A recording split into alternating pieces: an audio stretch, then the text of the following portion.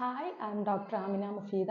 ഇന്ന് കോമൺ ആയിട്ട് ഡെലിവറിക്ക് ശേഷം ഒരു 60-70 അല്ലെങ്കിൽ 70-80% സ്ത്രീകളിലും കാണുന്ന ഒരു കണ്ടീഷനാണ് പോസ്റ്റ്പാർട്ടം ഡിപ്രഷൻ. ഈ പോസ്റ്റ്പാർട്ടം ഡിപ്രഷൻ എന്ന് പറയുന്ന ഒരു വേർഡ് നമ്മൾ കോമൺ ആയിട്ട് യൂസ് ചെയ്യുകയാണെങ്കിലും ഡെലിവറിക്ക് ശേഷം ഈ ഒരു പോസ്റ്റ്പാർട്ടം കണ്ടീഷൻസ് 3 സ്റ്റേജിലാണ് വരുന്നത്. First stage postpartum blues, postpartum depression, then postpartum സൈക്കോസിസ്. ഇങ്ങനെ 3 സ്റ്റേജിലാണ് ഈ ഒരു പോസ്റ്റ്പാർട്ടം കണ്ടീഷൻസ് വരുന്നത്.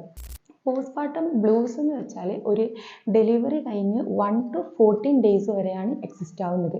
ചെറിയ ചെറിയ ഹോർമോണൽ ചേഞ്ചസ് കാരണം വരുന്ന ചില മൂഡ് സ്വിങ്സ് ആണ് ഇതിൽ ചില സിംറ്റംസ് ആയിട്ട് വരുന്നത്.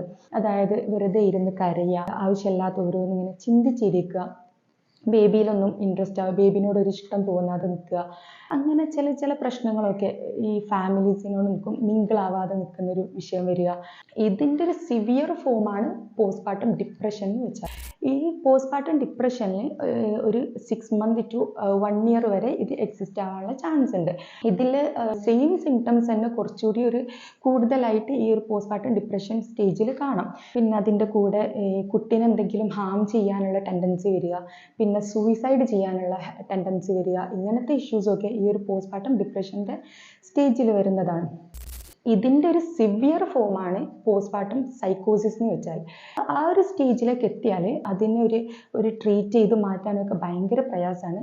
അപ്പോൾ ഇതിലേക്കൊക്കെ എത്തിക്കാതെ നിൽക്കാൻ വേണ്ടിയിട്ട് ആദ്യമേ നമ്മൾ കൺട്രോൾ ചെയ്ത് കൊണ്ടുവന്നാൽ ഈ ഒരു സ്റ്റേജിലേക്ക് എത്തിക്കാതെ വരാം.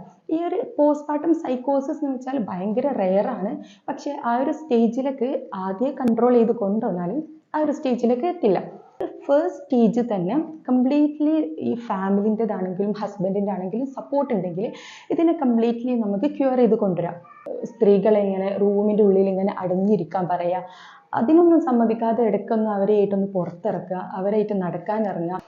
ഈ ഒരു ടൈമിന് ആവശ്യമില്ലാത്ത ഈ അൺവാണ്ടഡ് ടോക്സ്, അതായത് കുട്ടി മെലിഞ്ഞിട്ടാണ്, കുട്ടി കറുത്തിട്ടാണ്, കുട്ടിക്ക് പാല് കുറവ് നീ കാരണമാണ്, അല്ലെങ്കിൽ നീ ഫുഡ് കഴിക്കായിട്ടാണ് കുട്ടിക്ക് പാല് കുറവ്, അങ്ങനത്തെ ഓരോരോ ആവശ്യമില്ലാത്ത ഇങ്ങനത്തെ ടോക്സ് ഒക്കെ കൊണ്ടുവരുമ്പം അതിൻ്റെതായ സ്ട്രെസ്, അതിൻ്റെതായ ടെൻഷൻസ് ഒക്കെ ഈ മദേഴ്സിൽ ഇങ്ങനെ വരികയാണ്. അത് ന്യൂലി മദേഴ്സിലാണ് കോമൺ ആയിട്ട് ഇത് കാണുന്നത്. ന്യൂലി മദേഴ്സിന് അവർക്ക് മുന്നത്തെ ഒരു എക്സ്പീരിയൻസ് ഇത് കാണുന്നില്ല. അപ്പോൾ മുന്നത്തെ എക്സ്പീരിയൻസ് ഇല്ലാത്ത കാരണത്താൽ അവർക്ക് വരുന്ന ചെറിയ ചെറിയ കാര്യങ്ങൾ കിട്ടുമ്പം തന്നെ അവർക്ക് ചെറുതായിട്ട് സ്ട്രെസ് കാര്യങ്ങളൊക്കെ വരും. പിന്നെ അത് വലുതാവും.